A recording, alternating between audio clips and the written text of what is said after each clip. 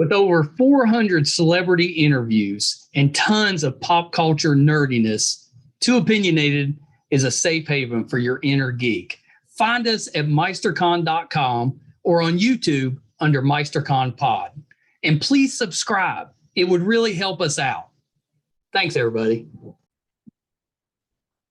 Hi, everybody. Welcome to another edition of Too Opinionated. I'm so excited today. I've got actor, writer, director, Samantha Wan. So welcome, Samantha. Hi, thanks so much. I'm so glad to be here. I'm like, hi to the audience. We had such a good conversation before we hit record. We talked about, the political climate and all the important issues of the day. Yeah. Everyone missed it. Now we've got nothing left. Now we're gonna have to talk about our shoes or something. I know. Unfortunately, we didn't talk about any of that stuff. We talked about pigeons. Yeah. Hey, someone is out there disappointed that they missed the pigeon talk. So before we get rolling, I wanted to tell you my cat story, because we were talking about cats offline, and I told you I'm allergic to cats. So this is my sad cat story. Oh no! Okay, we're going to start with the sad cat story. It's fine for the cat, sad for me. Okay, all right. So maybe I don't feel as sad. You shouldn't feel too bad. You should feel too bad. So when my wife and I first started dating, we've been going out for about a month, and I took her to a New Year's Eve party at a high school friend of mine's, and we're sitting there, we're having a nice time. It's like 9:00, we're just hanging out there at the party, and my nose started to run and my eyes started to swell up, and I'm like, there's got to be a cat somewhere, but I couldn't find it. So I'm trying to ignore it. It's just getting worse, bad. Well, so I'm sitting on the couch, and the biggest cat I've ever seen walked across and just scraped against the back of my head. Oh. He's a big fluffy cat. Well, I'm dying, but I'm trying. It's New Year's. I'm trying to have a nice date to make a good impression. So I just started popping Benadryl for half a dozen. Yeah, because it was so bad. But it couldn't catch up. So I was miserable, and my face. Yeah. And I was like, we got to go. We got to go. Well, so at that time, I was still living with my parents. So we go back to my parents' house. I'm living in the basement, horrific. So we're there. And by 10:00, I was passed out. Too many Benadryl. So many Benadryls. So she watched our first New Year's Eve together. She watched the ball drop without me. I mean, I was out. Oh no! And you're like puffy. You're like, I love it. And then the next day, I'm like, well, that relationship's over. But that was 18 years ago. We're still hanging out. So. Hey, picked up. I thought you were going to say the biggest cat, like you sat on the cat or something. Like the cat was the size of the couch or something. It's like, I can't see it because it was a big cat. Oh my gosh. I was like, couldn't you brush that or trim it or? Oh my God. I don't know. Do you trim cats? I don't. No, you don't. I mean, you shouldn't. You should not trim cats. That's weird. Cats don't seem like they would like. Oh my gosh, no. And there's the hairless cats, which are even weirder if you've ever petted one of those. I've never petted them. They look awful. They do. They're like snakes, and it's like petting someone's skin. It's very weird. It's very, very weird. It's a weird sensation. I'm going to pass. But all my kids love cats, and they've all got cats. They're grown off on their own house. I'm like, don't you ever want me to come visit? Ever? That's like what comes out of this podcast is not this interview. It's that your children have been like, we don't want dad to visit. Yeah. What if you get anything from this podcast, it needs to be that my children just don't want me around. Yeah. They've intentionally, it's really kind of sad. Nah, they're really good they come to my house. Oh, that's nice. And I'll go visit them, but I can't stay. Or maybe sit outside on a balcony. Yeah. Everybody's inside enjoying the Christmas party, and I'm sitting out on the floor. You're just outside in the snow, because everyone drinks eggnog, making little snow angels in the window. I'm out there freezing on the porch. Still would be better. Still, I would really like it though if in that story it was the cat making eye contact with you. Oh, I know. Like sitting on a lap. If it was a legit evil cat. Yeah. That's what I want. That's what I want for this story. I think I'm adding that to the story. Yes, this is good. This is good. We'll develop I turned my head and the cat was staring right at me. Yeah. Gonna run that date for you, sucker. My God. Yeah. I'm like trying to think. I'm like, did I have any like terrible date stories? I had one where plenty, but that was maybe my worst one. Well, you're still together, so that's good. That is really, really good. Yeah, I can't explain it because she had every opportunity to walk away. That was. Have you ever asked her what made her decide to stay? Oh yeah, I don't think she knows. Oh. It's just the magic. Don't look behind the curtain. It's just the magic. Well, I did tell her, I was like, well, it can only go up from here. Right, it can only get better. Yeah. I had a first date with someone who like didn't show up, and then they also like the reason they didn't show up was because they were on another date. Oh, that's messed up. It was real bad. They double booked. Yeah, and they didn't tell me until weeks later why they were so late. And I was like, I think I've seen this movie. Was his other date in the other room? Was he running back and forth? That'd be a better story. I should put it into like my rom-com thing. So like, okay, here's my rom-com. Here's my next rom-com story of being like dating a bunch of people at the same time. There's nothing worse than a bad date. Although it's kind of nice to have at least one of them because those are good stories to. I mean, I think all online dating, for the majority of it, is bad dates. Or I'm so glad I missed that. Yeah, you're very lucky. It was terrible. I come from that generation where you had to get through a parent to even get to talk to whoever you wanted to take out. So you had to call on a regular phone, not a cell phone. Yeah. Get through the gatekeeper. Yeah. Just to have a conversation. So it was nerve-wracking. Yeah. Now it's just all done online. My partner is Middle Eastern, and it's still pretty traditionally done that way. Back there. Oh, there you go. A lot. Yeah. You're like, oh, okay. Yeah. Yeah, I think that's better. I think like the human interaction is nice. Like I think people have forgotten how to like introduce themselves, talk to other people, meet other people in some ways. And at the same time, I was like, how do I meet anyone if there's no online dating? Where do I meet people? Like, what's happening? You got to run into people at the grocery store, bump your buggy in. Yeah, but I don't know what it's like down where you are in the city. If you tap anyone or say anything, they're like, they think you're crazy. Oh yeah, they don't want you.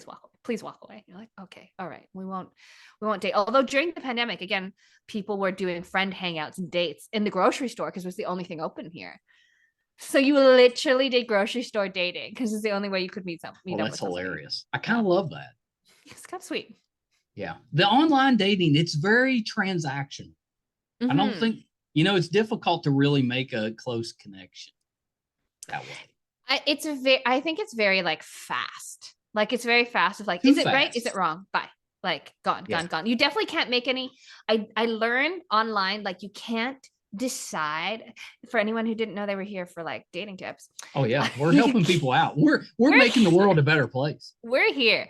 You're gonna find about cats. You're gonna find about online dating, but you can't make a choice about someone based off their profile. If you kind of like them, meet them and do like a quick date to see if you actually want to do the real thing. Like, because you won't know anything. I think the thing is like people spend too much time deciding on the profile, whether they're good or not. It's just like, actually, you might be surprised often by a profile. So just do something casual, like a meetup in the park or like a short coffee, and then see if you hit it off and continue from there. But it's the problem of like, oh, this person isn't perfect. I'm like, so many people are bad at making online profiles. Like, you don't know. Well, that's right. It could have just, maybe they're bad at pictures or whatever. Yeah. And you shouldn't make a judgment just based on looks anyway. That's a fool's game. Yeah. That can end badly. For sure. And it's like, do you want to date someone who's really good at taking pictures or who's good at conversation? You won't know until you meet them. Like, I don't know. But still, I still pick up the people that I think are cute. Like, I'm not going to pretend. Well, we all do. That's just the way, that's normally what initially Yeah. you ask somebody out for. When the better way is to meet somebody and kind of casually get to know them without the pressure of having to date. And then you're like, oh, this person's really cool. Maybe I have maybe a lot should of ask friends. them out. I have not a lot, but friends who like started dating as like became friends first and then became dating. And that I'm like, that sounds so lovely. That's never worked for me, but like, I'm like, my friends are like, we One know you. We don't day. want to date you. Like, Yeah, maybe that's the problem. yeah. Yeah. They're getting to know us and they're like, mm-mm. No. We know too many secrets now. I had such hopes after their online profile. Yeah. Although I have become good friends with people that I've gone on dates with. I'm very good friends with someone I went on an online date with and was like, that's oh, kind of worthwhile. Yeah, it was great. It was totally lovely. Yeah. Did you know like early that, okay, this isn't going to work romantically, but I like the person? It was confusing because we were like, wow, we hit it off so well. And so we're like, can this be romantic? And we're like, no. Like, but we're getting along so well. And it was confusing whether or not it was going to be romantic because it was such a good get along, but there wasn't like that attraction. You didn't have the spark. Yeah. You gotta have the spark. Yeah. I don't know. Hard to explain, hard to describe. I feel like we could do an entire podcast just on dating. Yeah, for sure. I mean, isn't that the podcast that we're here for? Oh my God, I'm here for the wrong thing. I know you're here for the wrong thing. Yeah. Now I feel like you have to come back. We need to like be giving out advice. Yes, I think we do great. Everyone clearly wants our advice. Oh yeah. You know, they're hoping. They're like, please just give us some advice right now. Yeah. I've got none for anybody. You definitely do not want to follow that. Yeah, nope. It's with me, it's just been, hit and miss.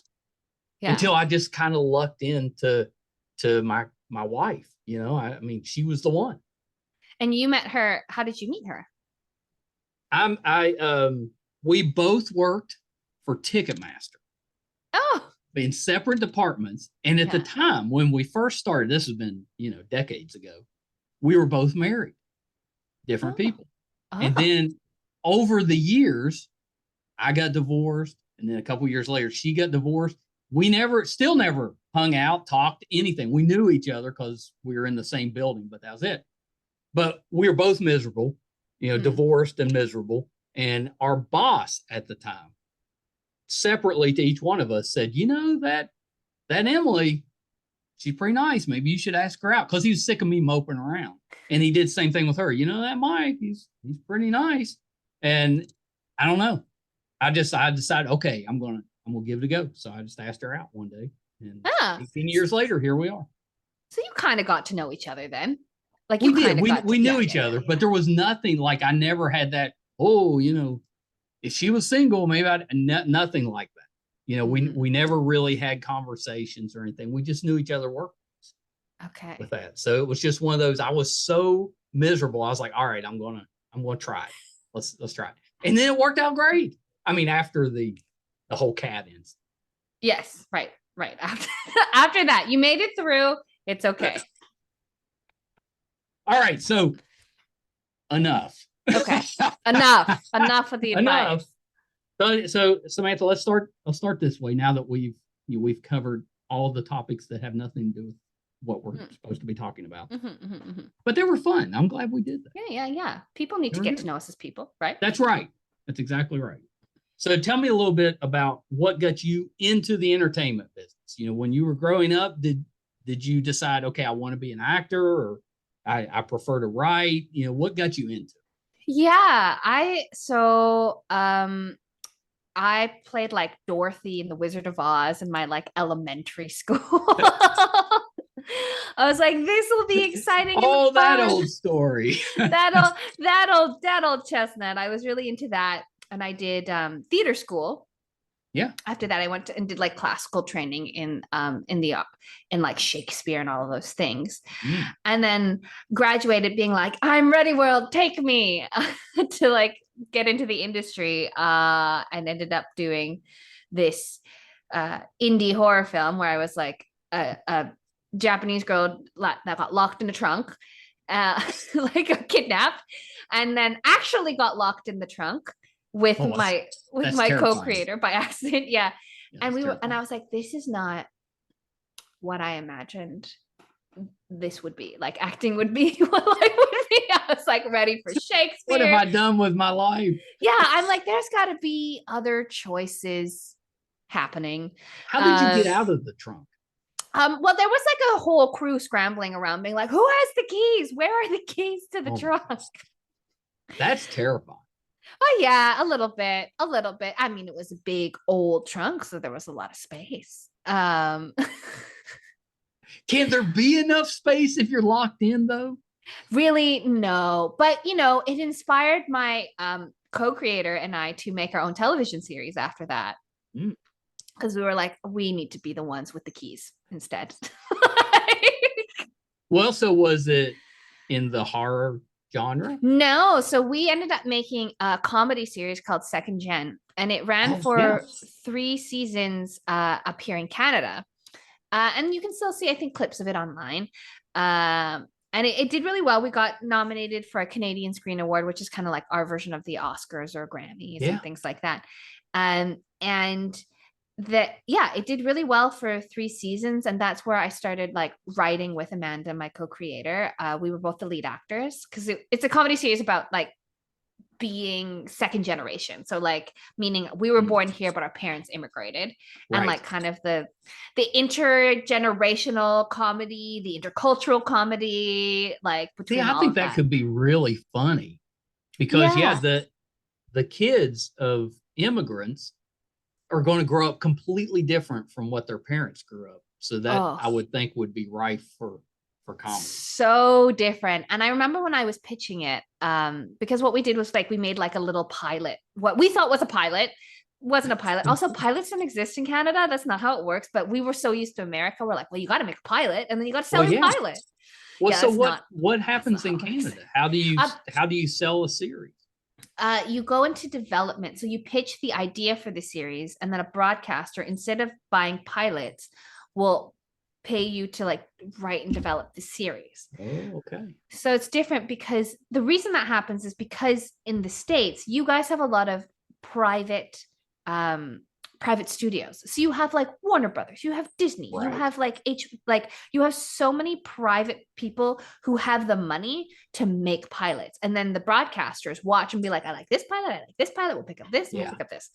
In Canada, we don't have like independent studios really. We don't have independent. Yeah, we don't really have independent studios that have money to make things. Right. The way our funding works up here is like the production companies that do exist need broadcasters to be like, yes, we agree. And then they get funding from like a broadcasting license, and then like go to the government grants and stuff like that. Because we don't have the same infrastructure to make money the same way the States does. Through the entertainment industry. So that's actually really interesting because I didn't know that. Yeah. And so anyone who's in Canada, we don't do pilots, don't make a pilot. don't do it. We did it. Well, how long a pilot was it? There was like 10 minutes or was it? No, we made a 21-minute, like a half-hour pilot. That's legit. We legit were like, we're going to make a pilot. And then I cut it together and I sold it at the Banff Media Festival. I sold the idea. And I remember when I was talking about intergenerational differences, there's a picture of my co-creator Amanda at her graduation, and she looks like Harry Potter with the gown and everything, and she's like pretending to be Harry Potter, and her dad is just smiling with no clue, no idea who Harry Potter is, no idea what anything is, and it's like, this is the second generation and immigrant story together. Like she's being ridiculous, and he's like just so happy to be at the grad. No clue. It's like just like so many intergenerational things. I love that. And at the time, there was no Fresh Off the Boat didn't exist yet, and neither did Kim's Convenience. We all came out at the same time. And at the time, I was just using like Chinese Asian YouTubers to like pitch to broadcasters why this could be relevant. Like, look at all the views, look at all this. And now we have now we have shows, now we have so many things. I know, it's so nice. It's gotten so much more diverse. Yeah. It's really kind of great because now you're getting all these new voices. Yeah, and it's good material. Yeah. I'm so happy. I mean, Everything Everywhere All at Once is my favorite movie of the That's a year. great Like, movie. oh I mean, I went to see it completely for him. You know, yeah. I'm like, he's back. It's short round. He's back. Really? Yeah. I Wow. was like, I'm going to see him. He was But then, incredible. yeah, but the whole cast. So what a great Yes. movie. Yeah. And I'm like, how do you I want to know how they made the script because it is so I'm like, how do you put that together? Like it's Yeah. crazy. Yeah. Oh, I Yeah. thought the same thing. I'm watching it and I'm like, who came up with this? Yeah. Because it's my favorite kind of filmmaking where it is heightened, but also actually deeply about something. Yeah. Like deeply personal, deeply close. And Yeah, you're like, it did a good job with the relationships and mhm. the way people interacted with each other, even though that didn't seem like the main focus of the film. Yeah, exactly. And it's like this is the thing where when I like a good horror movie as well is like when like this the sci-fi or when the horror or when the heightened elements are perfect metaphors for the deeper thing we're talking about. Yeah, Like they complement it. The point is they're there to help you viscerally feel something that's right. that complements what's happening. I'm Yeah. usually feeling it as I'm running the other direction, but Yeah, exactly. Like as you're sweating and you're like, oh my yeah, gosh. I'm But not. I'm such a scaredy cat. I don't. yeah. I'm terrible, terrible. I'll watch, kind of. I Mhm. got my eyes closed a lot with Yeah. that stuff. I mean, I don't mind being scared. It's usually the gore that kind of gets me. So I'm always worried that it's going to be awful, you Yeah. know. So that's all it takes with me, just a hint, and I'm done. And then you're like, Yeah, yeah. yeah, big chicken. Yeah. Although I don't now I can go back and watch like 80s horror where Oh I had yeah, trouble because this watching doesn't even that. seem real and stuff It like doesn't that. seem It's real. so I'm like, oh, different. I can handle that now. But back then, I had trouble with that.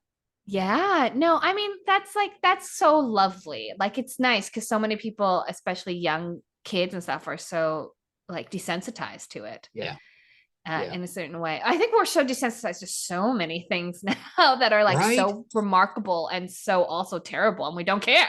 We just don't care. No, that's Like, probably not a good thing.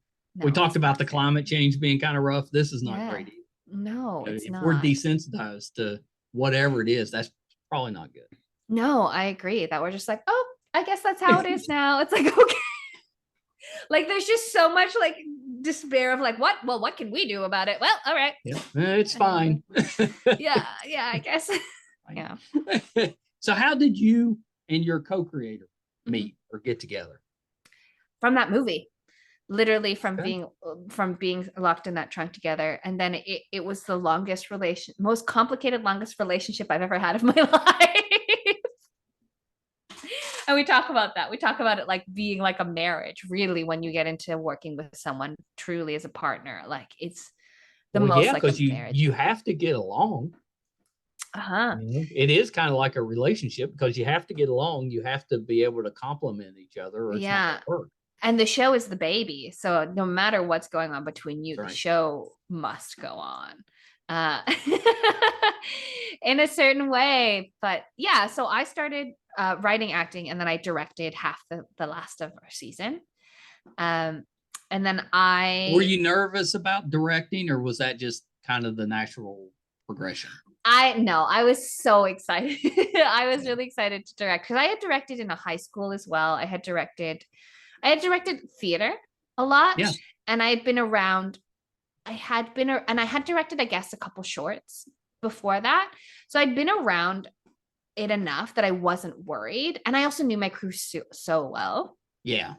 that Yeah. I That was like, helps when you're comfortable. yes, right, like that you have a supportive team. Because like the thing is, I have now learned there's a huge difference between being the lead actor and directing at the same time and just directing.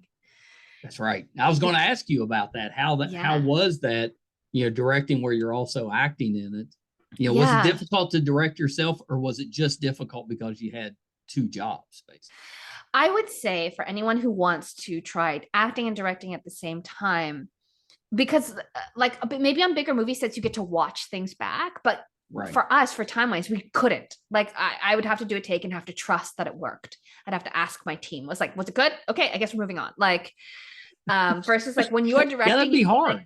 it's so hard because you can see like, oh, that didn't quite work, or like you can plan a shot and like often you'll be planning a shot and then you'll see another opportunity to be like, oh, let's do this instead, or let's move this way. And you can't do that if you're not behind the camera.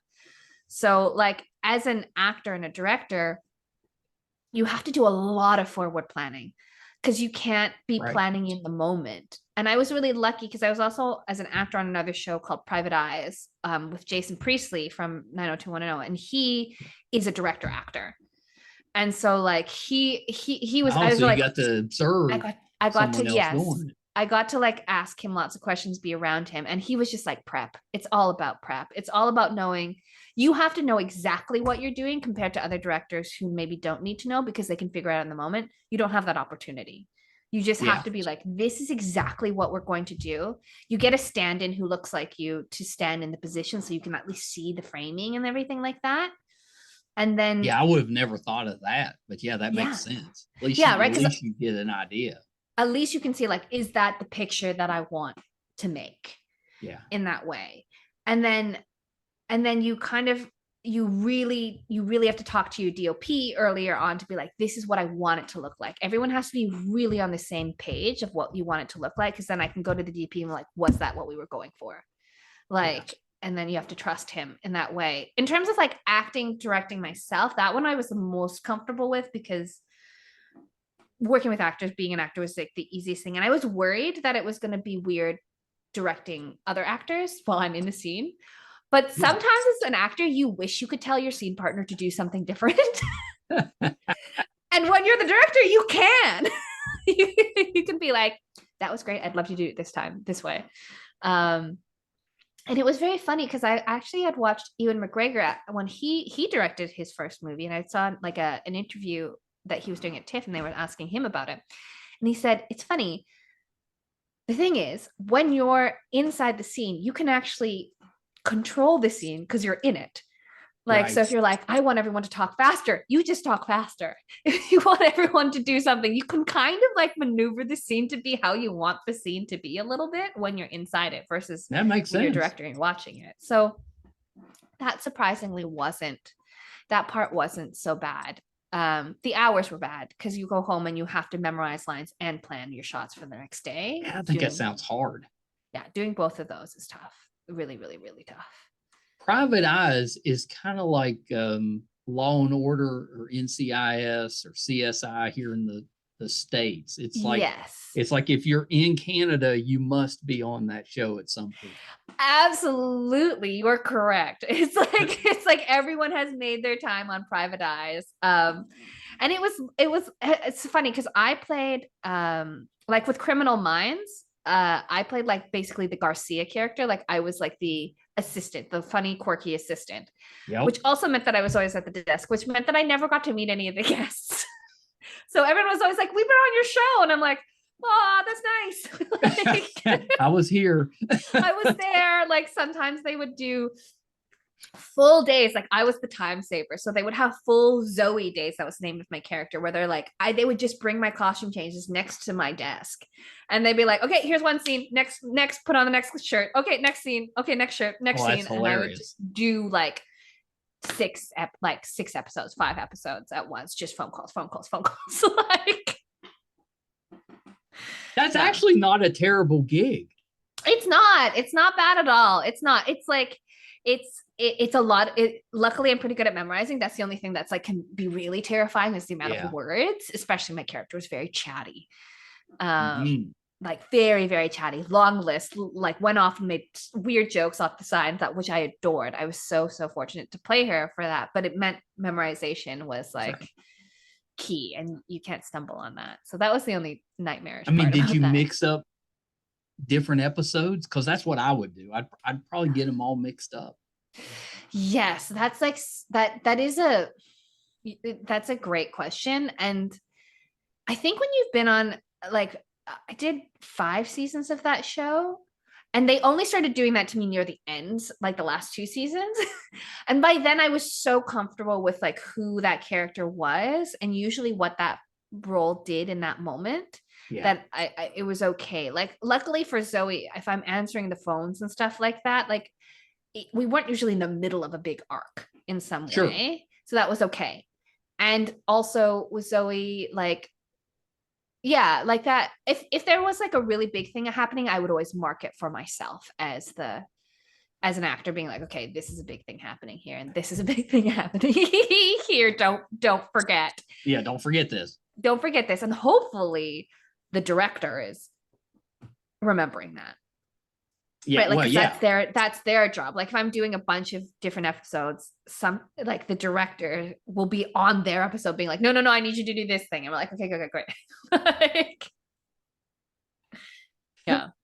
Yeah, it sounds like the worst part about that role may have just been having to constantly change outfits.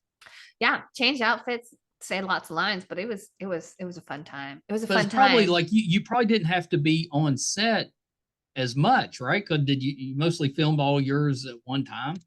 I did like maybe on set once a week, like kind of thing, or like a little That's bit. not terrible.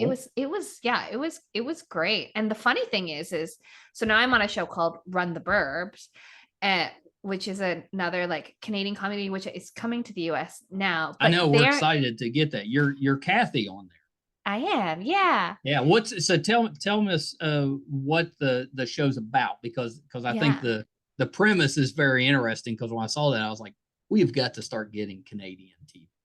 Yeah, well, I think our comedies are also so great. I mean, lots of our television is so great, but our comedies, because like Schitt's Creek came from Canada up here too. Yeah. Right, Working Moms. It is about, I'm curious what premise you read, like in the way. If people are fans of Kim's Convenience, then the actor who played Kimchi, it's his show that he's created himself with his friend Scott. They're the two co-creators. And I love it because it's about it's like a biracial family.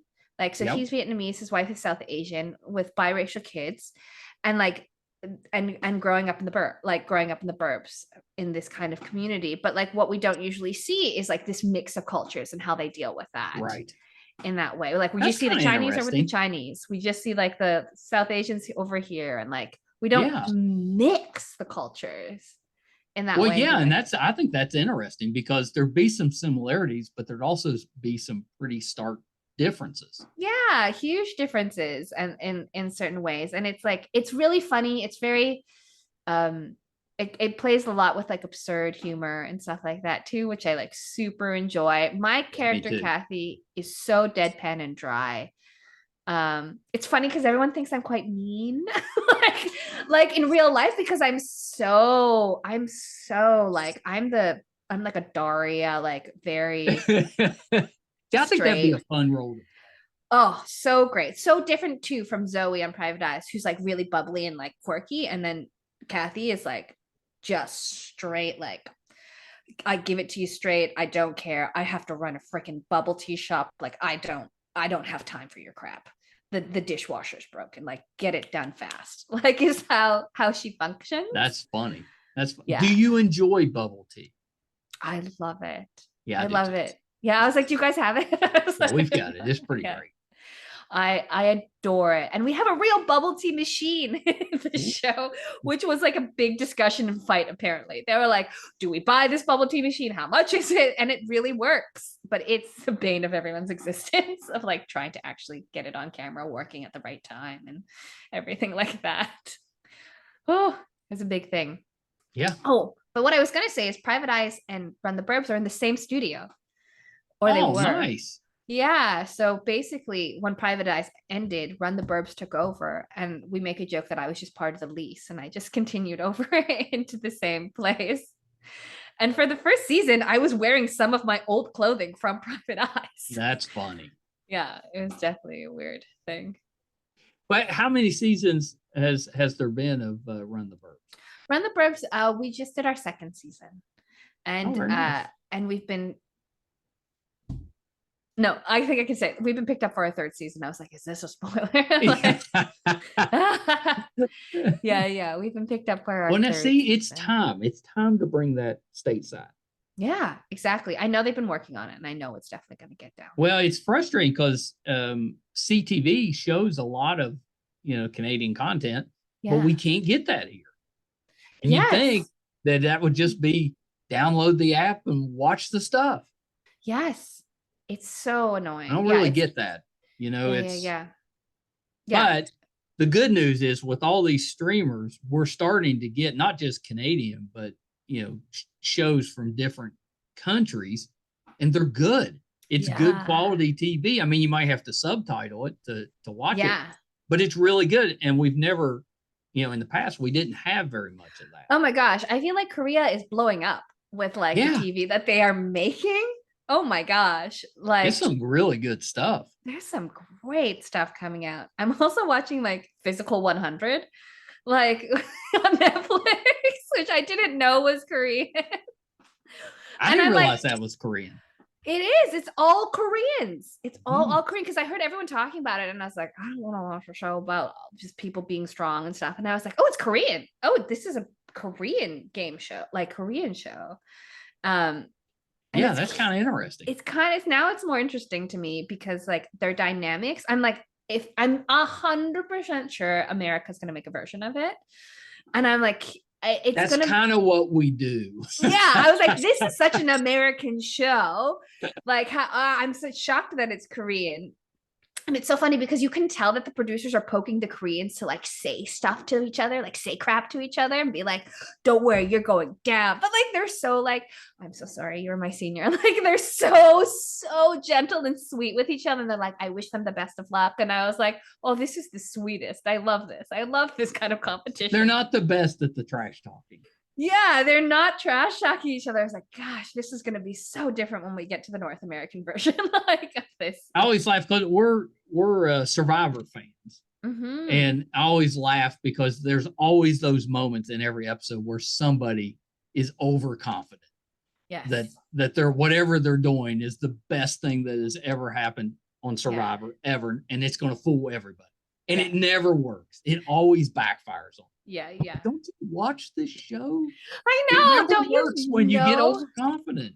Oh my gosh! But producers specifically pick people who are going to be like that. Like, oh yeah. I didn't know because I have a couple of producer friends in reality TV, how scripted it is. Like, they don't write.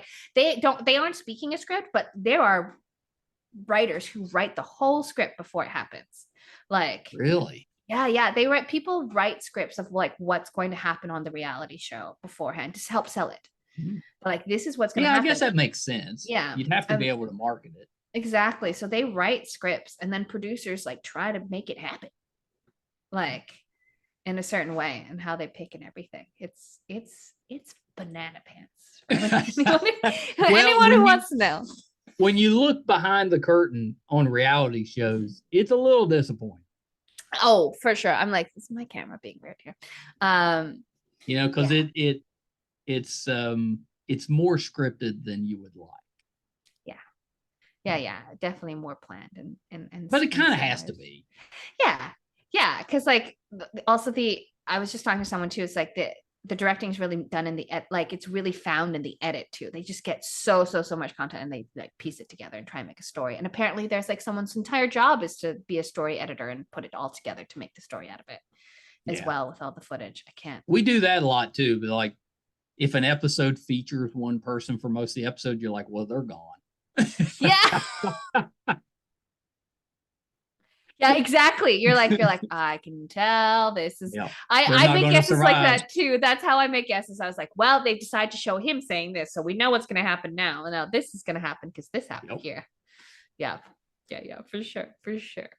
But I mean, they're doing something right. It's been on for like 25 years. Oh my gosh, yeah, it's like the OG. It's the original. Like, and it's So I wanted to ask you about Love at Sky Gardens. Yeah. So tell me about the movie, and you've been getting some critical love. Yeah. I'm nominated for Best Director for the movie at the Canadian Screen Awards, which is like our big awards here. Which is really exciting for me because it was my first like maybe full length feature length film to direct. Which is like so gratifying for me. It's a typical rom-com, like romance. It's a typical romance, right? It's a barista who meets up with like an event planner, and they decide to throw a huge like rooftop wedding together. Oh, that old story. Yeah, that old chestnut. You know, and they hate each other and then they love each other. But what I really aimed for in that film, and what I hope was the reason it stood out, I mean, no one tells you why things happen, was like, I really care in these kinds of romance movies that we get to meet the actors and we feel like they're real people and friends that we hang out with. And I like that. yeah, like, it's like, listen, we're not reinventing the wheel on plot here, but what I care about is like, do you believe in love? Like, do you see real chemistry? I often will get the actors to improvise stuff, like many times in my film. There are moments, which I guess you don't usually see in these Hallmark kind of movies, where I'm like, you know what, I don't care. This moment is supposed to be you guys just having fun, like throwing pieces of paper at cups. I don't care what you say, actually. Like, just fill the space. Just fill the space. Like, and I think there are a lot of moments like that, especially we shoot the whole film in 13 days. Like, that's fast. Yeah. It's a 90-minute movie shot in 13 days. And so you run out of time. And what I rely on as a director is that my actors will have chemistry and play, versus getting a bunch of, like, what we would say for an audience of, like, which is like coverage, right? Sorry, I'm not explaining this to you. I'm explaining to anybody who's watching, maybe doesn't know what I say terms of, like, it's like, instead of getting like a single shot of this person, a single shot of this person, and like lots of single shots, it's like, you know what? No, I'd rather spend a bit more time and get both actors on camera, but like playing together, like having fun. And there's a couple scenes where, like, you will see there are no cuts because we didn't have time, but the actors are so in it, because I was like, that is my goal, that is my priority here. I will spend more time on that right now. That's really interesting, because it's like, it's streaming now, right? You can go watch this now. Yes, you can, in America you can go see it on Tubi right now, is one of the places. I know Tubi is one of them that we're actually getting some stuff. Tubi's actually receiving some stuff. It's doing pretty good. Check it out there. I think it's just a nice hangout. My goal was like a nice hangout with friends and like some strong characters. I went through every single character. It was like, who is this character? How do we not make them generic? Like, how do I give them, even like, there's an exposition scene where like the boss and our lead man, who is her assistant, have like a bunch of exposition that have to tell us about the wedding and stuff like that. But I'm like, let's make this fun. Let's give him a task that he has to do that he's freaking out about. Right? Like, why wouldn't we? Let's make this about their dynamic, even though they're talking about information we need to know as the audience. Let's make this fun and give them like a dynamic of like, oh my gosh, she needs her water and all this. I'm gonna try and tell her everything while I'm trying to pour all this stuff for her. It's like, that's fun. Like, that's what I want to do in those moments, so that we're always getting character. I love that. Have they had the awards ceremony yet? No, it's on Friday, so we don't know the results yet. This is very exciting. Also, I'm very proud, because I focus so much on my actors. My lead actress, Jenny, is up for Best Actress as well. So that's awesome. See, I would take a lot of pride in that as a director, because that reflects a little bit on you, because you've obviously put her in good situations. Yeah, I'm really, really, thank you. Like, I really do care about that. And she is a fantastic actress and deserves all the credit for it. But I am really, really happy with that, because like, that is the thing. Like, on my projects, the actors are getting like, I have another project, Lady Ada Secret Society, that like is about a group of girls and coding and things like that. And they're sweeping the festivals with Best Ensemble. Like just awards. And Did you write that one? That one I didn't write. That one I directed, and I worked with a very good friend of mine, Shannon Fuster, who like created the series. Nice. And again, we shot that whole thing in 12 days. One day I will have a longer shoot. That's so fast. Yeah, so fast. You wouldn't have time to really stop and do anything. I mean, it would need to go well every step of the way, or you'd be behind. It's just meticulous planning. It's like meticulous planning, because I'm so proud we were able to do some really cool shots where like the camera's moving around. like moving around the actresses and stuff like that. There are some very, very cool shots that were purposely picked. But it took planning. It took a lot of planning. Yeah. Oh, I'm sure. How do you pick your projects? Like, how do you choose this one I want to direct, this one I'd like to act in, or maybe I'm writing something? How do you pick those? Yeah, that's a great question. Funnily enough, I think this might start coming down to now. People might start asking me, which one do you want to do? I had that recently when someone was like, okay, well, do you want to act in it or do you want to direct? Like, what do you want to do on your project? Like, do you want to write it? Do you want to write it? Do you want to direct it? Do you want to what do you want to do? That's a nice place to be, though, right? It is. You get to choose. Yeah, I think I'm coming into that now. Before then, it was almost like all three facets of my work were so separate. Like, only people who knew me as an actor only knew me as an actor, and people who knew me as a director only knew me as a director. So there was never a choice of like, what do you want to do? They're like, okay, obviously you'll direct this, and obviously you'll act. And they're like, wait a second, you act, you direct? And it's like, yes, I do both. I really do both. Which is the thing I think people have a hard time wrapping their head around. But now with like the Taika Waititi's and the Phoebe Waller-Bridge and like Lin-Manuel Miranda, it's getting a little more normal. Yeah, people are getting more normal. So now, recently I've had people ask me, what do I want to do on it? And usually I will either pick directing or acting. I don't love writing anymore if I don't get to direct it. I can see that. You want to do your own project. Yeah, because writing I find the hardest. Writing is the one I find so hard. Shout out to all writers. It's so difficult. And my heart breaks to give it away. So usually I'll pick acting or directing, and then I pick which one I want to do based off of which one will give me the bigger challenge. So like, will this be a bigger directing challenge for me or bigger acting challenge for me? Yeah, I like that. That's a good way to look at it. Yeah. Which one does, kind of stretches you creatively? Yeah, exactly. Yeah. Exactly. I like that. There seemed like there was another one I wanted to, Sudden Master. Oh yeah. Oh my goodness. Yeah, tell me about that one. Yeah. So and that people can see on YouTube now as well on Kinda TV. That was a martial arts series that I created, a digital series, web series, for OMNI Television. Very funny how I got to make that, because I sold the idea to OMNI because honestly, someone before me, I was pitching second gen at the time, and was like, next time you talk to someone, pitch a web series because they're cheaper. And so my next meeting was with OMNI, and OMNI was like, we have no money. I was like, how about a web series? And they're like, we're interested. Perfect. Yeah. And I was like, I was in my 20s at the time, and because I seemed young, I think he just assumed I knew how to do one. Also because I pretended I knew how to do one. I was like, oh yeah, I got this. I had literally, the first time I had really heard about a web series was the web series seminar at the festival, like an hour before. And I was like, yeah, I got it. Once he said, yes, we're interested, then I went to the guy who gave the seminar at the festival and was like, listen, I'm maybe going to make a web series and I have no idea how to do that. Can you tell me? And he became my producer for Sudden Master. And now like a dear longtime friend.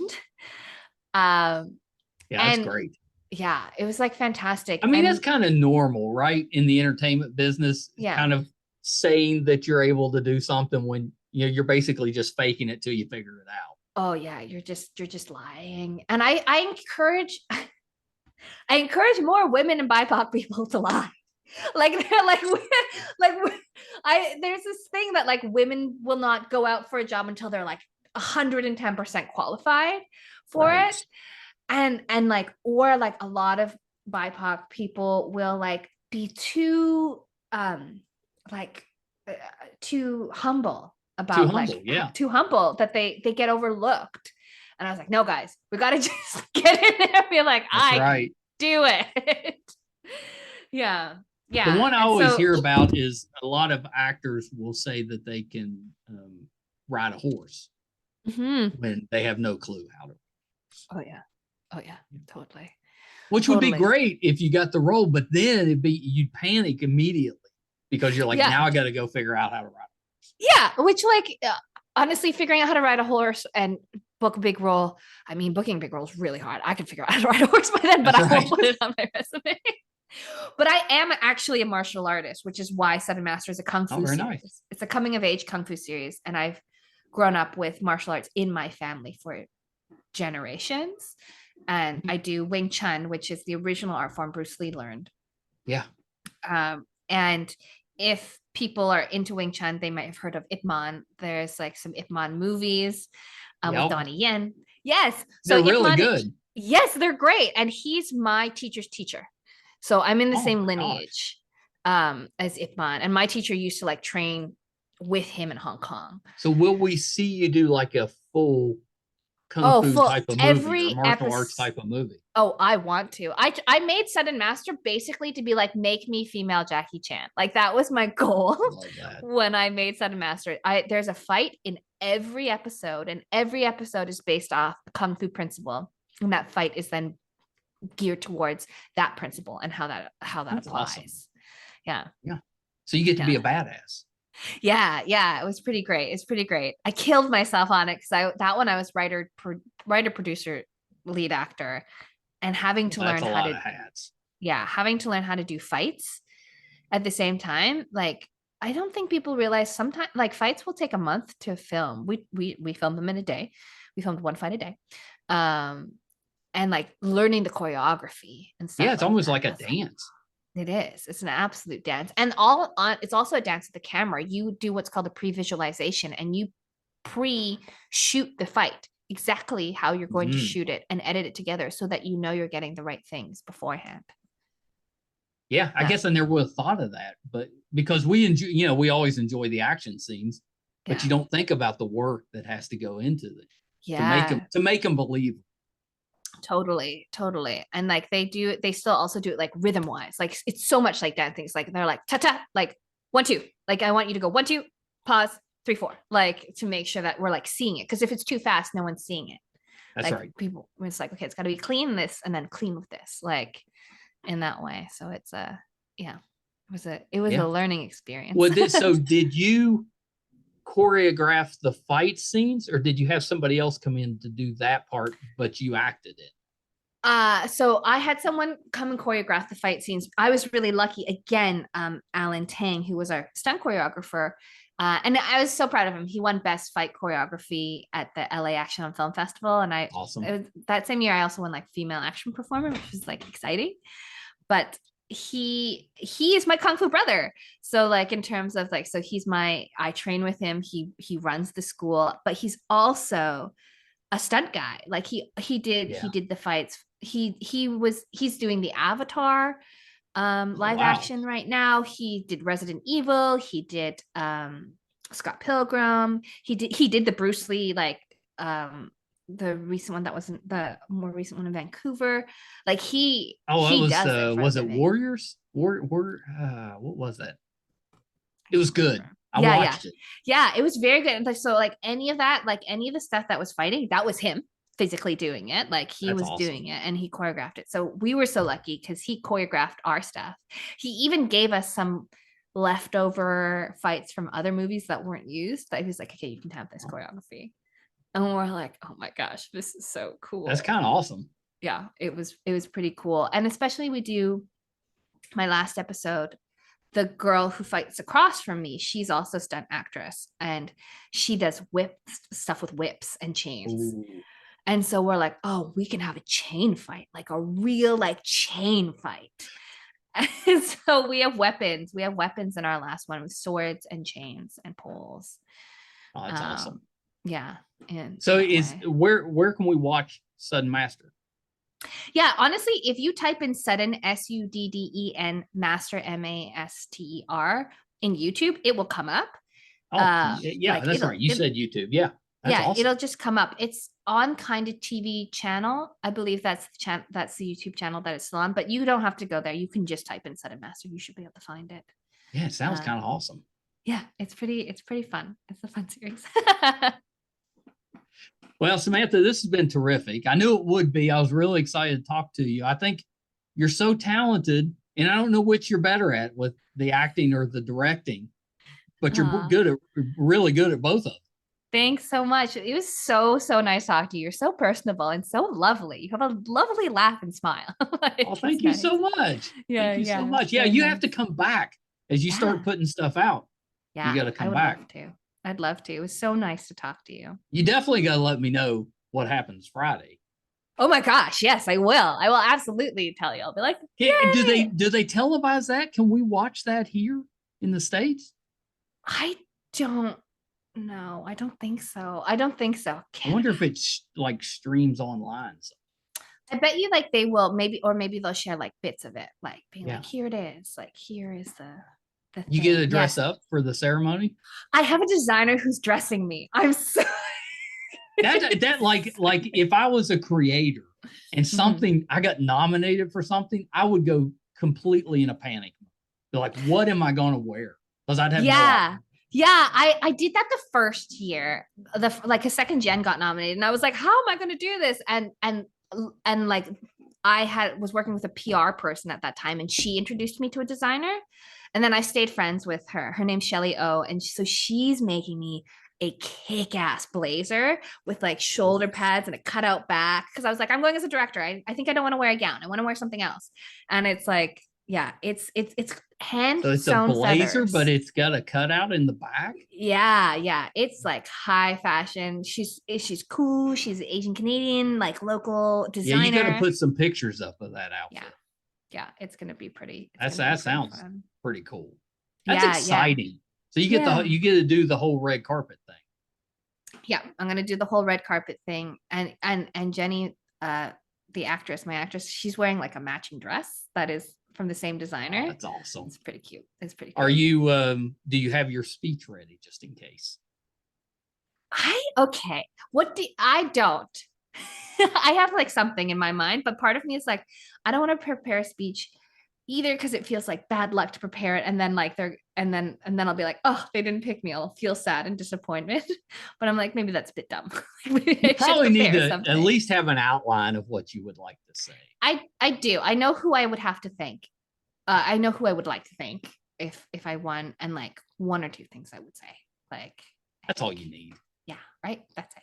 That's all you need. I'd panic about the outfit, but then I'd probably be okay. But then when it got to the point, if I actually won, I'd be a disaster. Yeah. Be a mess. Oh, I'm a crier. Well, me too. I'd probably go up there with this big speech that I've been rehearsing for a month or whatever, and then I would just get up there and cry and wouldn't get anything out and just blubber.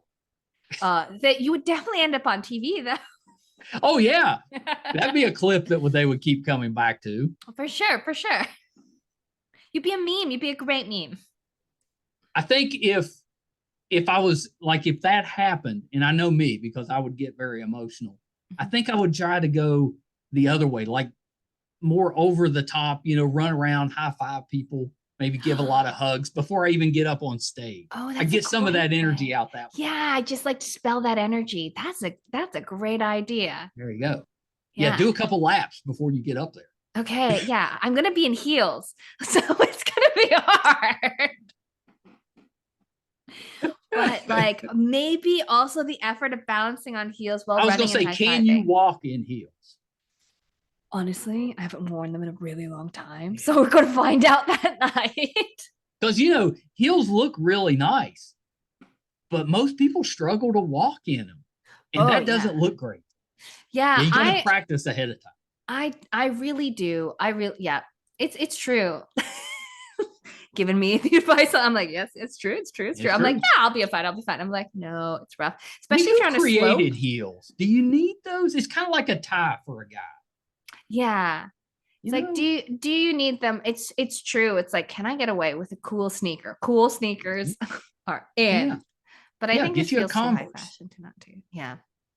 Yeah. You could get a Converse with Bruce Lee on.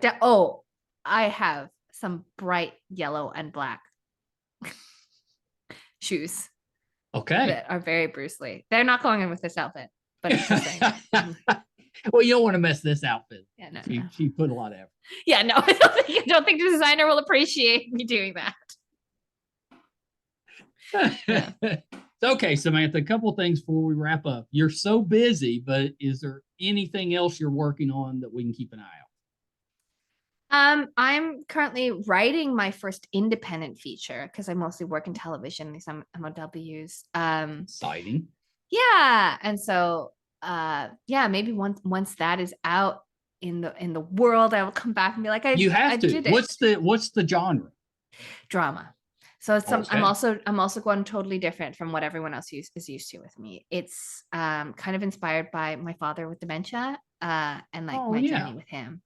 So it's going to be like a very intimate two-hander, two actors during the 2-week lockdown in Ontario. So father and daughter trapped in the apartment together during the lockdown. I think that's a great idea.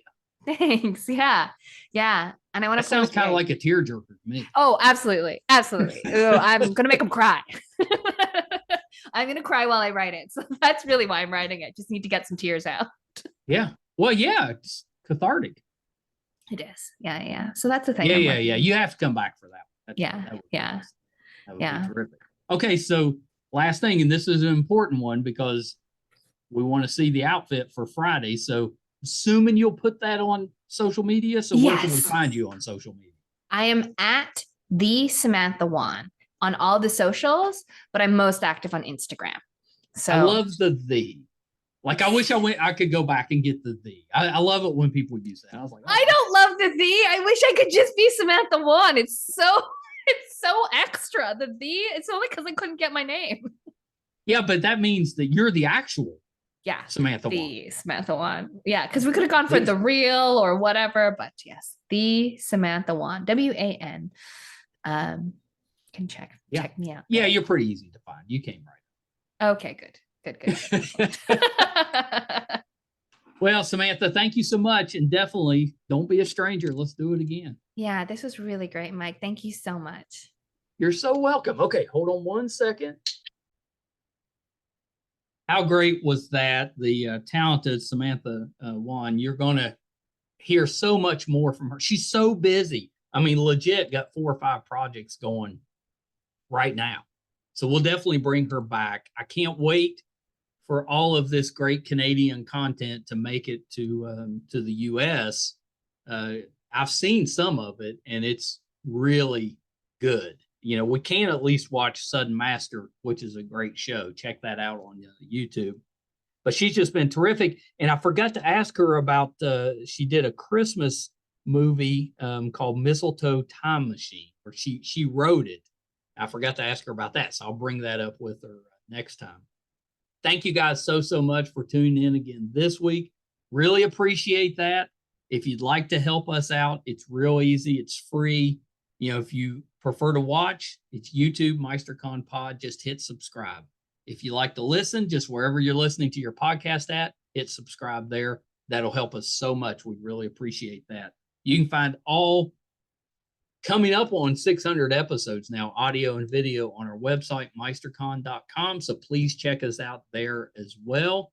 Appreciate you guys again. Thank you so much for tuning in again this week. Until next time, bye, everybody.